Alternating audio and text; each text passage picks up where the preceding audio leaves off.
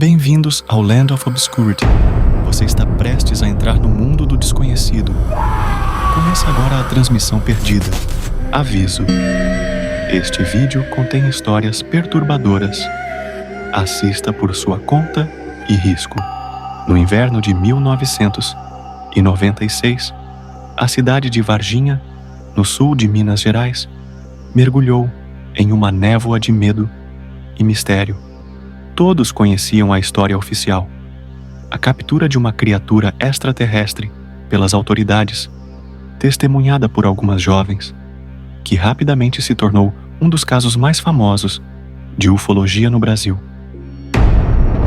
Mas o que poucos sabiam era que havia outra versão, um relato ainda mais sombrio, mantido em segredo pelos moradores mais antigos.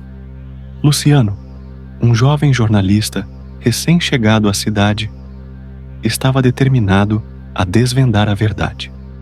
Fascinado pelas histórias que circulavam nos bastidores, ele acreditava que havia mais do que os jornais haviam noticiado. A curiosidade o levou a investigar a fundo, ouvindo relatos não divulgados e visitando locais esquecidos pela mídia. Foi em uma dessas investigações que Luciano conheceu Dona Marieta, uma senhora de quase 90 anos, que morava sozinha em uma casa no alto de uma colina.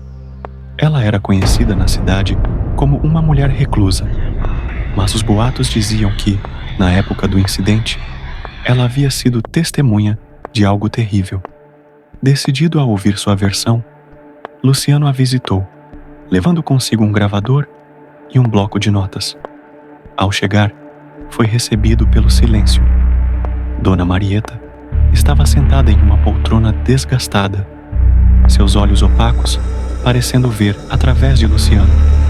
Ela começou a falar antes mesmo que ele pudesse fazer perguntas, como se estivesse esperando por aquele momento há muito tempo.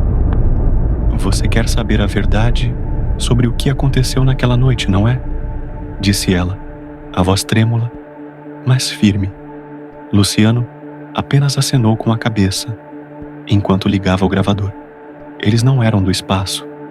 Eram de algo muito pior, algo que não deveria ter sido libertado. A velha senhora contou que, semanas antes do famoso avistamento, um grupo de adolescentes da cidade havia encontrado uma caverna escondida nas montanhas próximas. Curiosos, entraram, mas apenas um deles saiu. A caverna, segundo ela, era um lugar sagrado para uma antiga tribo que havia habitado a região séculos antes. Lá dentro, os garotos encontraram uma entidade aprisionada, algo que não pertencia a este mundo. "O que você viu não era um ser extraterrestre", continuou Marieta, seus olhos arregalados em terror. "Era uma sombra viva, uma forma que mudava constantemente, como fumaça. Ela tomou a forma daquela criatura que todos falam, porque sabia que era isso que temíamos. Mas a verdade é que não tem forma, não tem corpo e não tem piedade." Luciano estava cético, mas algo na maneira como ela falava, no medo evidente em seu rosto, o fez ouvir em silêncio. Segundo Marieta, a criatura foi solta e começou a vagar pelas matas, mudando de forma e se alimentando do medo dos que a encontravam. Os militares, chamados para capturar o extraterrestre, nunca souberam o que realmente enfrentaram, mas a criatura não foi capturada. Ela se escondeu, aguardando o momento certo para voltar.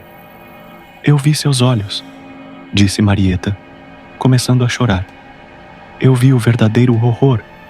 Não era algo que você pode capturar ou matar. Eles apenas encobriram tudo para não espalhar o pânico. Mas eu sei que ela ainda está aqui, esperando. Ela se alimenta da nossa incredulidade, da nossa negação."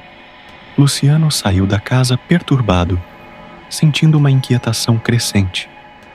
Mesmo sendo um homem de ciência, algo na história de Marieta o deixou com uma sensação de que havia mais verdade naquelas palavras do que ele gostaria de admitir. Decidido a investigar mais a fundo, ele se dirigiu à floresta onde a caverna supostamente estava. Já era noite quando ele chegou à entrada da caverna, escondida entre árvores retorcidas e vegetação densa. A escuridão parecia mais densa ali, como se a própria natureza temesse o que estava escondido. Com a lanterna tremendo em sua mão, Luciano entrou. O ar dentro da caverna era pesado, como se estivesse entrando em outro mundo. As paredes estavam cobertas de símbolos antigos, e um cheiro acre de morte preenchia o lugar. Conforme avançava, a lanterna começou a falhar, a luz piscando de forma irregular. De repente, a luz se apagou, mergulhando Luciano na mais completa escuridão. Ele sentiu algo se mover ao seu redor, um som sibilante que parecia vir de todos os lados. O medo o paralisou, e ele tentou correr, mas seus pés não obedeciam. Luciano percebeu, tarde demais, que Marieta estava certa. O que ele havia libertado não era um alienígena, mas algo muito pior. Algo que havia se alimentado do medo da cidade por décadas, crescendo em poder. Ele tentou gritar, mas o som foi abafado pela escuridão, que o envolveu, como um manto vivo, apertando-o até que sua visão escurecesse. Na manhã seguinte, a cidade estava em alerta. Luciano não voltou, e a floresta foi evitada pelos moradores, como sempre fora. Algumas semanas depois, um grupo de resgate foi enviado para procurar pelo jornalista desaparecido. Encontraram a caverna vazia e um gravador que repetia em loop a palavra medo. Deixe seu like, inscreva-se no canal e compartilhe essa história com aqueles que acham que podem enfrentar o desconhecido.